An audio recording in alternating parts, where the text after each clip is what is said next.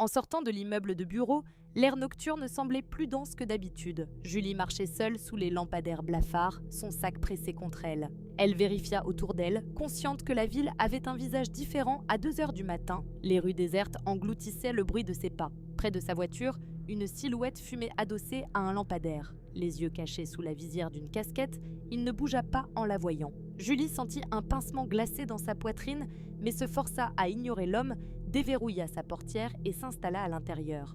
Julie démarra et s'engagea dans la rue, la radio jouant à peine pour briser le silence. Très vite, ses yeux croisèrent le reflet de 2 phares puissants, parfaitement alignés derrière elle.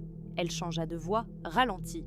Mais la voiture resta collée à son pare-choc, chaque virage, chaque feu associé dans une danse inquiétante. Julie sentit son cœur accélérer. Le conducteur, silhouette inconnue, semblait ne pas vouloir prendre une autre direction, comme s'il connaissait sa route.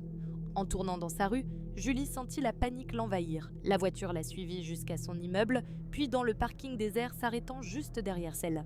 Elle hésita, le téléphone près dans sa main. Un homme grand sortit du véhicule, sa silhouette immense tranchant dans la lumière crue des lampadaires. Il resta debout quelques secondes, son visage impassible. Un long silence s'installait, pesant, puis, sans un mot, il retourna dans sa voiture et disparut dans l'obscurité. Une fois la voiture partie, Julie resta un moment assise, figée. Ses mains tremblaient. À travers la fenêtre embuée, elle scruta la rue déserte, cherchant le moindre signe. Ce soir-là, elle comprit que parfois, la peur ne vient pas de ce qu'on voit, mais de ce qu'on sent là, tapis dans la nuit. Julie se promit de ne plus jamais prendre le même chemin et de toujours regarder derrière elle.